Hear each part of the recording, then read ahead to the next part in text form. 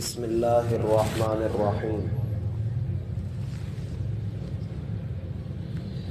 احباب ذی وقار، پوری کائنات کے اندر جتنے بھی مادی اور غیر مادی اجسام موجود ہیں، ان سب کا ایک مقرر وقت ہے اور ہر ایک کو اپنے وقت پر اپنے مالک کی طرف لوٹ کر جانا ہے۔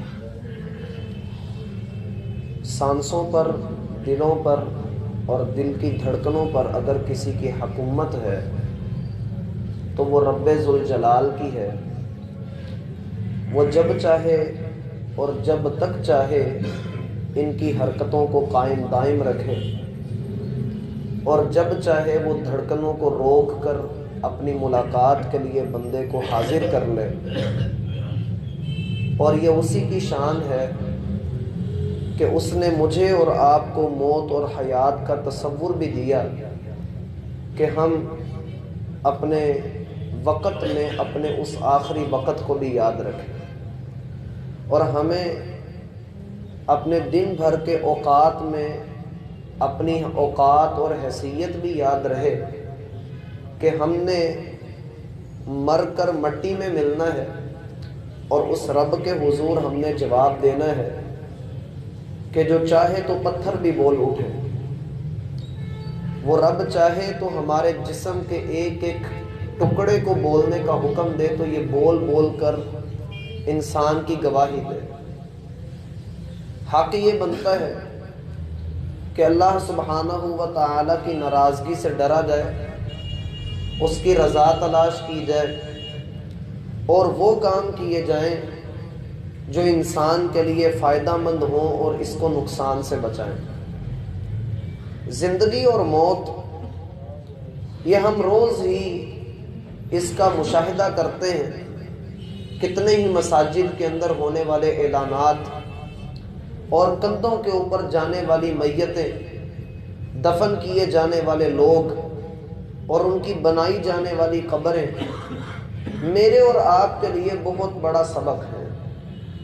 اور جب کوئی اس دنیا سے چلا جاتا ہے، کفا بالموت واعظا، نصیحت کے لیے موت کافی ہوا کرتی ہے۔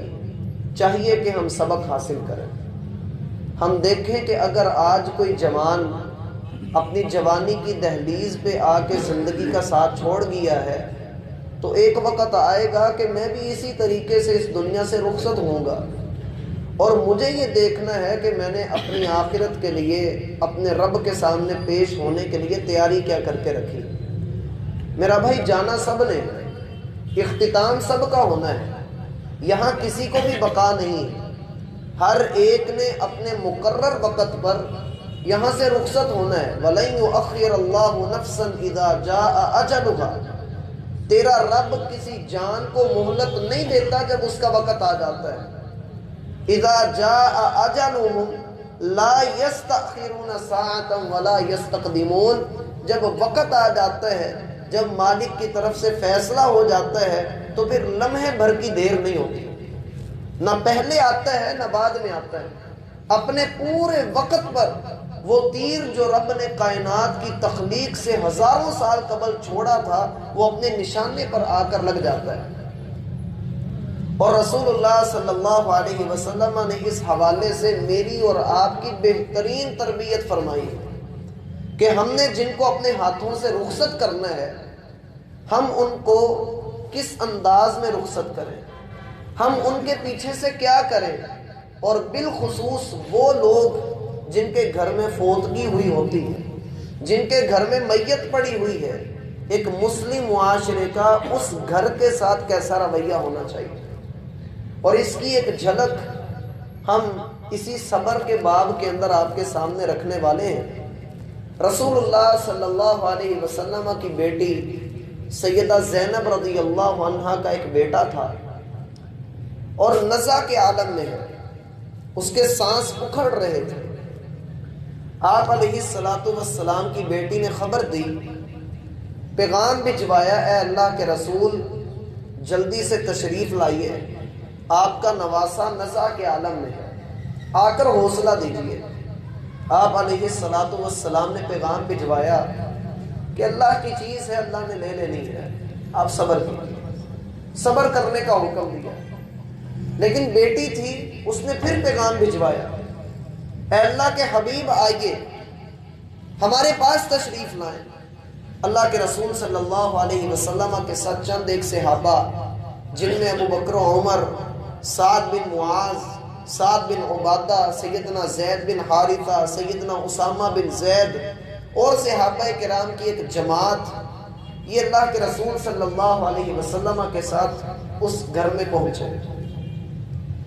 آپ علیہ الصلوۃ والسلام نے بچے کو اپنے ہاتھوں پر اٹھایا اور وہ رو رہا ہے، اور رونے کے ساتھ اس کی سانس اکھڑ بھی رہی ہے، نزع کا عالم ہے۔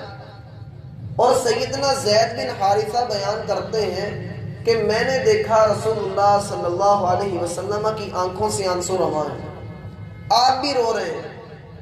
اور قریب کھڑے سیدنا سعد بن ابی وقاص رضی اللہ عنہ کہتے ہیں، اے اللہ کے رسول، یہ رونا کیسا ہے؟ آپ تو ہمیں میتوں پر رونے سے منع کرتے ہیں، اے اللہ کے رسول آپ خود کیوں رو رہے ہیں؟ آپ علیہ الصلوۃ والسلام نے فرمایا، یہ وہ رونا نہیں ہے جس سے میں نے منع کیا ہوا ہے، یہ تو رحمت ہے جو اللہ نے ہر انسان کے دل میں رکھی ہوئی ہے۔ کسی بھی میت کے اوپر اگر نوحہ کیا جاتا ہے، سینہ کوبی کی جاتی ہے، اپنے بال نوچے جاتے ہیں، اپنے چہرے پر 2 ہتھڑ مارے جاتے ہیں، اور اپنے سر منڈوا دیے جاتے ہیں، ماتم کیا جاتا ہے، ایسے تمام تر معاملات سے رسول اللہ صلی اللہ علیہ وسلم فرماتے ہیں میں بری ہوں، میرا ان سے کوئی لینا دینا نہیں۔ بلکہ ایک حدیث میں الفاظ ہیں، لیس منا من لطم الخدود وشق الجیوب ودعا بدعوی الجاہلیہ، اس بندے کا ہم سے کوئی تعلق نہیں جو اپنے بال نوچے، اپنے رخساروں کو پیٹے اور گندی بات اپنی زبان سے نکالے، جاہلیت کی بات بولے، اس کا ہم سے کوئی تعلق نہیں۔ لہٰذا جب کسی گھر کے اندر، اللہ سب کی حفاظت فرمائے، اگر کہیں پر میت ہو تو آنکھوں سے آنسوؤں کا رواں ہو جانا ایک الگ بات ہے، اور دھاڑے مار مار کر نوحہ کرنا، سینہ کوبی کرنا، یہ ایک الگ عمل ہے۔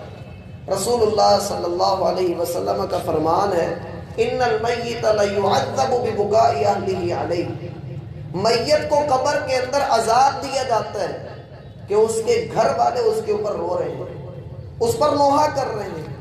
اہل علم اس کی تشریح کے اندر یہ لکھتے ہیں کہ اس سے مراد وہ لوگ ہیں کہ جو آدمی دنیا کے اندر اس رونے پیٹنے کو اچھا سمجھتا تھا، یا یہ کہ اس کے سامنے رویا جاتا تھا اور وہ کسی کو منع نہیں کرتا تھا، لوگ نوحہ کرتے تھے اور یہ ان کو روکتا نہیں تھا، تو ایسے شخص کو قبر کے اندر عذاب دیا جائے گا۔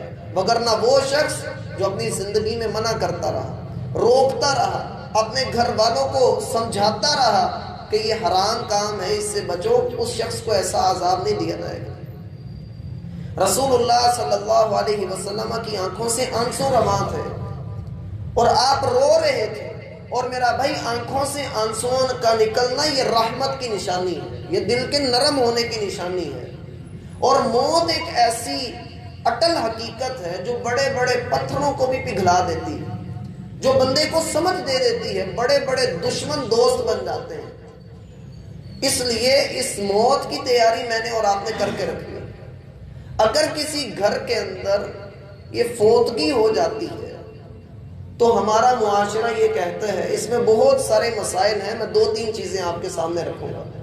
ہمارا معاشرہ یہ کہتا ہے کہ جی جہاں پر موت ہو گئی ہے، میت پڑی ہوئی ہے، اس گھر کے اندر 3 دن تک چولہا نہیں جلا سکتے، 3 دن تک اس گھر کے اندر کوئی بندہ کسی بھی قسم کی آگ نہیں جلا سکتا۔ یہ قرآن و سنت سے ثابت نہیں ہے۔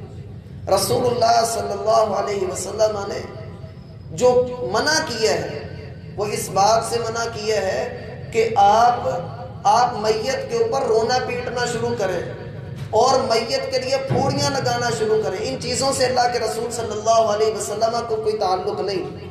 اگر گھر کے اندر کوئی بندہ کھانا بنا لیتا ہے گھر والوں کے لیے، اگر کوئی بندہ باہر سے آ کر میت کے گھر والوں کے لیے کھانا بنا دیتا ہے تو اس میں کوئی قباحت اور حرج کی بات نہیں. کیوں اللہ کے رسول صلی اللہ علیہ وسلم نے 3 دن تک کیوں کہا؟ اس لیے کہا، جو حدیث آتی ہے کہ 3 دن تک جو ہے وہ میت کا سوگ منایا جائے، اس میں یہ بات ہے کہ میت کے گھر والے غم میں ہوتے ہیں، ان کو کھانے پینے کا خیال نہیں ہوتا. ارد گرد کے لوگوں کو چاہیے کہ وہ میت کے گھر والوں کے کھانے کا اہتمام کریں. الٹا ہمارا معاشرہ کہتا ہے کہ نہیں جی، جن کے ہاں فوتگی ہوئی ہے وہ کل بھی کروائیں گے، تیجا بھی کروائیں گے، 40واں بھی کروائیں گے، برسی بھی کروائیں گے، 10واں بھی کروائیں گے، 7واں بھی کروائیں گے. پھر جو پہلی خوشی آئے گی اس پہلی خوشی پہ سارے رشتہ دار اکٹھے ہوں گے، پھر اس کے گھر افسوس کریں گے. پھر ہر 6 مہینے بعد اس کے گھر میں خاص دعوت ہوگی اور کوئی خوشی کا موقع آ جائے گا تو اس میں بھی بیٹھ کر سارے رونے پیٹنے لگ جائیں گے کہ نہیں فلاں فوت ہو گیا، فلاں مر گیا، اس کو یہ خوشی دیکھنی نصیب نہیں ہوئی. اور پھر لوگ اکٹھے ہوتے ہیں. اللہ کی قسم ان ساری چیزوں کا دین سے کوئی تعلق نہیں. ہم نے خود یہ پابندیاں اپنے اوپر لگائی ہوئی ہیں.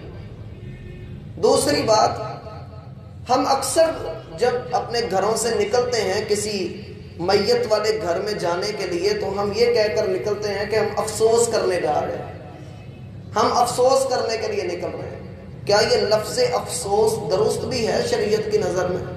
شریعت سے پوچھا جائے تو شریعت یہ کہتی ہے کہ اگر آپ کسی ایسے گھر کے اندر جا رہے ہیں جہاں فوتگی ہوئی ہے تو وہاں آپ افسوس کرنے نہیں جا رہے بلکہ تعزیت کرنے جا رہے ہیں. تعزیت میں اور افسوس میں بڑا فرق ہے. افسوس ہوتا ہے کسی چیز کے گم ہونے پر، افسوس ہوتا ہے کسی غلط کام کے اوپر. نعوذ باللہ جو بندہ فوت ہوا ہے وہ اللہ کے فیصلے سے فوت ہوا ہے، وہ اللہ کے حکم سے فوت ہوا ہے. جو ہم گلے لگاتے ہوئے کہہ رہے ہوتے ہیں اللہ کا حکم، وہ اللہ کے حکم سے فوت ہوا ہے، اس پہ افسوس کیسا ہے؟ بھائی بات سمجھ آ رہی ہے؟ اللہ کے حکم کے اوپر کیسا افسوس؟ رسول اللہ صلی اللہ علیہ وسلم نے تو تعزیت کی ہے اور تعزیت کی فضیلت بھی بتلائی ہے. من عزا اخاہ المسلم، جس بندے نے اپنے مسلم بھائی کے ساتھ تعزیت کی. تعزیت کا معنی ہوتا ہے تسلی دینا، اگلے کو تسلی دینا. لیکن ہم لوگ جب افسوس کی بات کرتے ہیں تو افسوس ہی کرنے جاتے ہیں، ہم وہاں تسلی دینے نہیں جاتے، ہم افسوس ہی کر کے آتے ہیں. ہم افسوس کیسے کرتے ہیں؟ ہم جاتے ہیں اور وہاں پر جا کر کہتے ہیں کیا بیماری تھی، وہ آگے سے بتاتا ہے یہ بیماری تھی، کتنے دن تک رہی، آخری مرتبہ کس کو دیکھا، آخری بات کیا کی، اور فلاں بندہ جو ہے وہ وہاں موجود تھا یا نہیں تھا، کون سے ہاسپٹل میں تھے، کس طرح سے فوت ہوئے. یہ موقع کے سوال ہوتے ہیں. جب 3-4 دن گزر جاتے ہیں، جنازہ ہو جاتا تو پھر سوال ہوتے ہیں کل کے پیسے کس نے دیے تھے، فلاں بندہ آیا تھا، فلاں نے جنازہ پڑھا تھا، آخری مرتبہ منہ کس نے دیکھا تھا، اور یہ کہ کفن دفن کے جو خرچے تھے وہ کس نے دیے تھے. یہ دوبارہ سے اس کے غم کو بڑھاوا دینا ہے، نہ کہ اس کو تسلی دینا ہے. آپ خود غور کر لیجئے کہ لوگ جو ہیں وہ چاہے سالوں بعد ملتے ہیں اور ایسی چیز کا تذکرہ کرتے ہیں تو رو پڑتے ہیں اور پھر سے وہ غم تازہ ہو جاتا ہے. شریعت تو یہ کہتی ہے کہ آپ تسلی دینے کے لیے جائیں، اور جو شریعت کی اصل چیز تھی ہم اس کو چھوڑ بیٹھے. اب رسول اللہ صلی اللہ علیہ وسلم کے ہاتھوں میں وہ بچہ وفات پا گیا، آپ کی آنکھوں سے خود بھی آنسو رواں ہیں، لیکن کیا آپ نے وہاں پر افسوس کیا یا تعزیت کی؟ صحیح بخاری میں آتا ہے کہ آپ نے وہاں پر تعزیت کے الفاظ بولے اور تعزیت کی، تسلی دی اپنی بیٹی کو جس کا جگر گوشہ اللہ کے ہاں جا چکا ہے اور یہ آپ کا نواسا بھی ہے. آپ علیہ الصلوۃ والسلام نے جو الفاظ کہے وہ کیا تھے؟ اِنَّ لِلَّهِ مَا أَخَذَ وَلَهُ مَا أَعْطَى وَكُلُّ شَيْءٍ عِندَهُ بِأَجَلٍ مُّسَمًّى فَلْتَصْبِرْ وَلْتَحْتَسِبْ. ہر چیز اللہ کی، جو اللہ نے دیا ہے اور جو اللہ نے لے لیا ہے سب کچھ ہی اللہ کا ہے. اِنَّ لِلَّهِ مَا أَخَذَ وَلَهُ مَا أَعْطَى. جو اللہ نے واپس لے لیا وہ بھی اللہ کا ہے اور جو اللہ نے تمہارے پاس چھوڑا ہے وہ بھی اللہ کا ہے. اللہ نے جو لے لیا وہ اس کا ہے، جو اللہ نے عطا کیا ہے وہ بھی اس کا ہے. کیوں ہم کہتے ہیں جب کوئی فوت ہوتا ہے تو ہم کہتے ہیں اِنَّا لِلَّهِ وَإِنَّا إِلَيْهِ رَاجِعُونَ، اے اللہ ہم تیری طرف ہی لوٹ کر آنا ہے. تو فرمایا جو چیز اللہ نے لے لی وہ اسی کی تھی، جو تیرے پاس چھوڑی ہے وہ بھی اس کی ہے. کیوں ایسا ہے؟ اللہ نے کیوں لے لی؟ اس لیے کہ ہر چیز کا ایک وقت مقرر ہے. یہ تسلی کے الفاظ ہیں جو اللہ کے رسول اپنی بیٹی سے کہہ رہے ہیں، اور مجھے اور آپ کو بھی یہی سکھائیں۔ پھر کہا فلتصبر، اب تم صبر سے کام لو، کیونکہ صبر بہترین ہم سفر ہے۔ آپ کی پوری زندگی صبر کے اوپر بیس کرنی چاہیے۔ آپ صبر کریں، فلتصبر، آپ کو چاہیے کہ آپ صبر کریں، ولتحتسب، اور اللہ سے بدلے کی امید رکھیں، ثواب کی امید رکھیں۔ جو صبر کرتا ہے اس کو پھل بھی ملتا ہے۔ اللہ کے رسول صلی اللہ علیہ وسلم نے تو یہ کیا۔ میرا بھائی ہم لوگ کیا کر جاتے ہیں؟ ماننا کہ انسان بڑی غم کی کیفیت میں ہوتا ہے، انسان بڑی مشکل میں ہوتا ہے، لیکن خوشی اور غمی کے اصول اور ضابطے کچھ ہوتے ہیں جو ہمیں شریعت نے سکھائے ہیں۔ یہ نہیں ہونا چاہیے کہ ہم خوشی میں بھی اپنی مرضیاں کریں اور غم میں بھی ہم اپنی مرضیاں کریں۔ یہ طریقہ کار شریعت کا نہیں ہے۔ شریعت نے مجھے اور آپ کو جو سکھایا ہے ہمیں اسی کے اوپر رکنا ہے اور اسی کے مطابق چلنا ہے۔ اللہ ہمیں سمجھنے کی توفیق عطا فرمائے۔ وما توفیق الا باللہ۔